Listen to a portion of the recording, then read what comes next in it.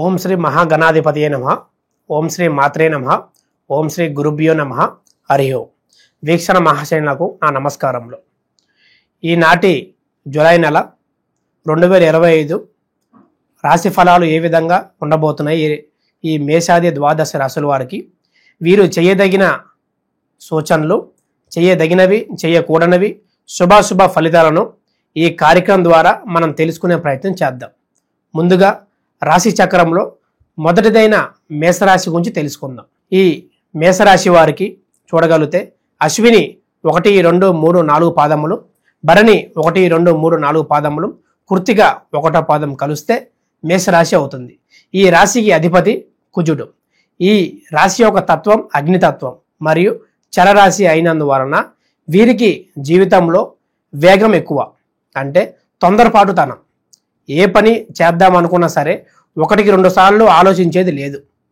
ఏ వ్యాపారమైనా సరే, ఉద్యోగమైనా సరే అవకాశం దొరికిందనే ముందుకు వెళ్ళటం చేస్తూ ఉంటారు.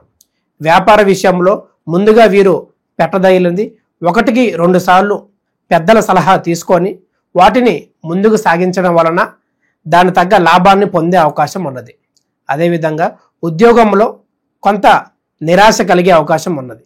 ఎందుకంటే సహ ఉద్యోగులతో కానీ పై అధికారులతో కానీ కొంత విమర్శలు ఎదుర్కొనే సమయం కనబడుతున్నది. ఈ రాశి వారు ఏ విధంగా అంటే అంతా మన వాళ్ళే, నా కొలీగ్స్ అనుకోవారు, నా ఒక స్నేహితులు, నా ఒక అన్నతమ్ములు అనేవాళ్ళు అనేది ముందుకు వెళ్ళే పనిలో ఉంటారు. కానీ ఆ సహ ఉద్యోగులు ఏ విధంగా ప్రవర్తిస్తారంటే ఈ మనిషి ఎప్పుడు దొరుకుతాడు, ఎప్పుడు వీరిని కింద పడేయాలి, ఎప్పుడు ఇరికించాలి అనే విషయంలోనే ఎప్పుడు ఆలోచిస్తూ ఉంటారు.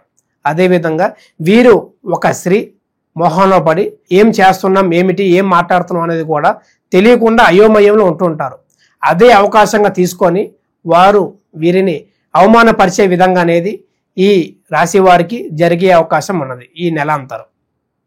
అదేవిధంగా వ్యాపారంలో చూడగలిగితే వీళ్ళకి రియల్ ఎస్టేట్ పరంగా చాలా అద్భుతంగా రాణిస్తుందని చెప్పుకోవచ్చు. ఈ డాక్యుమెంట్ విషయంలో 1కి 2 సార్లు ఆలోచించి సలహా తీసుకొని సంతకాలు చేసేటప్పుడు ముందు జాగ్రత్త చేయటం మంచిది. ఈ స్థలం కొనేటప్పుడు అసలు కొనాలా వద్దా, దీనివల్ల లాభం ఉంటుందా రాదా మనకి అని చూసుకొని ముందుకు వెళ్ళటం మంచిది.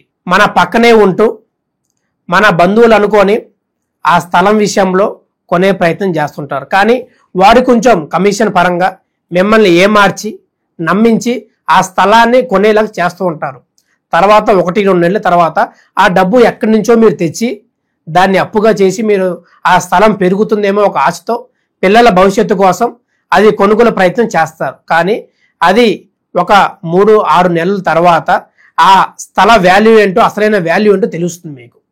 వీరు చేసింది పక్కనే ఉంటూ ద్రోహం అనేది అప్పుడు గ్రహించగలుగుతారు. అది ముందుగానే తెలుసుకొని మెలగటం, ఆ స్థలాల విషయంలో జాగ్రత్త పడటం, పెద్ద మొత్తంలో డబ్బులు పెట్టడం వంటిది చేయకుండా జాగ్రత్త పడటం మంచిది. మరియు అప్పులు ఎప్పటి నుంచో బాధిస్తున్నాయి వీరిని. ఒక 4-5 ఏళ్ళ నుంచి మానసిక ప్రశాంతత లేదు, అనుకున్నది ఒకటి కూడా జరిగింది లేదు. అప్పుల విషయంలో రోజు రోజుకి పెరగడం తప్ప తగ్గడం అనేది లేదు. వీరికి వచ్చే ఆదాయం కూడా ఆ ఖర్చులకి, ఇంట్లో వస్తువుల కొనుగోలుకి మరియు ఈ వడ్డీలు కట్టడంలోనే సరిపోతుంది. ఈ అప్పులు ఎప్పుడు తీరతాయి అనుకునే సమయంలో ఒకటి కాకుండా ఒకటి సమస్య, ఈరోజు ఒక సమస్య తీరింది అనుకుంటే రేపు మరొక సమస్యతో ముందుకు వెళ్ళటం జరుగుతూ ఉన్నది. అనేక ఇబ్బందులు వీరు అనేది కలగజేసుకుంటున్నారు.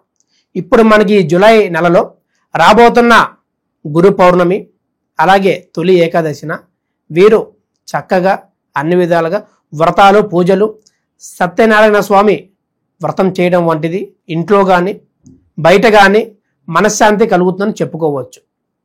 అదే విధముగా ఇంట్లో ఐశ్వర్యం, అదే ఆరోగ్యం మరియు పిల్లల చదువులు కూడా అద్భుతంగా రాణిస్తారు. ఈ యొక్క రాశి వారు దేవీ ఖడ్గమాల స్తోత్రం పారాయణం చేయటం లేదా గురుగ్రహానికి శాంతి పూజలు చేయడం వంటివి చేస్తూ ఉండాలి. వీరికి చూడగలిగితే కొంత మనసు ప్రశాంతత లేకపోవడం వంటిది లేదా ఇతరుల వల్ల సమస్యలు రావటం వంటిది జరుగుతూ ఉంటాయి. ఆరోగ్య విషయంలో ఇంట్లో ఇబ్బంది కలిగే అవకాశం ఉన్నది. వీరి కుటుంబం మొత్తంలో వీరే ఒక నాయకత్వ లక్షణంగా వీరు ఏది చేయాలనుకున్నా సరే వీరి నిర్ణయంతోనే అన్ని సాగుతాయి అని చెప్పుకోవచ్చు.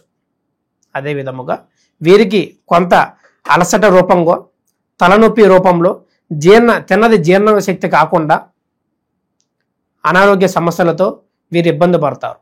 ముందుగానే తెలుసుకొని ఆసుపత్రికి వెళ్ళి వైద్యునితో వైద్యం చేసుకోవడం వలన వీరికి ఆరోగ్యం కూడా అన్ని విధాలుగా బాగుంటుందని చెప్పుకోవచ్చు. మరియు పిల్లల విషయంలో, చదువు విషయంలో జాగ్రత్త వహించాలి. వారు ఏ విధంగా చదువుతున్నారు, ఎట్లా అర్థం చేసుకుంటున్నారు, పిల్లల మీద ఎక్కువ ఒత్తిడి పెట్టకుండా, ఆ ప్రెజర్ పెట్టకుండా మీరే అర్థం చేసుకొని వారికి ఏ కేటగిరీ అయితే ఇష్టం, దేంట్లో వెళ్తే వీళ్ళు సెటిల్ అవ్వగలుగుతారు, దేంట్లో వీళ్ళకి ఒక జ్ఞాపక శక్తి ఎక్కువగా ఉంది, స్పోర్ట్స్లోనా, కళారంగంలోనా, సినిమా రంగంలోనా, లేదా చదువులోనా, దేంట్లో వీళ్ళకి ఉండగలుగుతుంది, దాంట్లో వీళ్ళని పంపేయగలిగితే ఒక మంచి విద్యార్థిలాగా, ఒక మంచి వ్యక్తిలాగా సమాజానికి ఏర్పరిచిన వారు అవుతారు. వారి మనసు తెలుసుకొని చేయడం మంచిది. వారిని ఊకే విమర్శించటం లేదా వాళ్ళని బాధ పెట్టడం అది వద్దు అని చెప్పడం. ఎందుకంటే పిల్లల మనసు అనేది చాలా సున్నితంగా, ఏది చెప్పినా సరే మనసు గాయంలాగా అనిపిస్తూ ఉండేది. అది తెలుసుకొని తల్లిదండ్రులు వాళ్ళని ముందుకు సాగించడం వంటిది చేస్తూ ఉండాలి. వీరికి కోర్టు సమస్యలు, ఎప్పటి నుంచో బాధిస్తున్న అన్నతమ్ముల మధ్యలో విభేదాలు ఒక పరిష్కార దిశగా ముగింపుకి వచ్చే అవకాశం ఉన్నది. ఎందుకంటే ఈ కోర్టు సమస్యలు ఎప్పటి నుంచో వీళ్ళకి బాధిస్తున్నాయి. ఆ బాధిస్తున్నాయి కూడా వీరు ఒక రకం కాకుండా నానా రకాలుగా వాటిలో పూడ్చుకొని పోయారు. ఏ విధంగా అంటే, ఒకటి మనసు ప్రశాంతత, మానసిక లేదు, ఉద్యోగం మీద ఇంట్రెస్ట్, వ్యాపారం మీద చికాకులు, ఇది ఒక ఆలోచన మీదే అవన్నీ కూడా సక్రమంగా జరగకపోవడం అనేది జరుగుతూ ఉన్నాయి. జరుగుతూ కూడా అది జరిగే పనులు కూడా ముందుకు సాగకుండా చాలా విధంగా ఇబ్బందులు అనేది ఏర్పడుతూ ఉన్నాయి. ఆ కోర్టు సమస్యలు కూడా ఒక ముగింపుకు వచ్చి ఒక అన్న తమ్మ, అక్క చెల్లెలు కూడా కలిసిమెలిసి ఉండేలాగా అంటిది చేస్తుంటారు. వీరికి ఈ యొక్క మాస ఫలితాలు ఒక 40 నుంచి 50% వారికే వర్తిస్తాయని తెలుసుకోవాలి. ఇక మీద వీళ్ళకి ఇవన్నీ వర్తించకలేకపోతే వీరి యొక్క వ్యక్తిగత జాతకం చూపించుకోవడం మంచిది.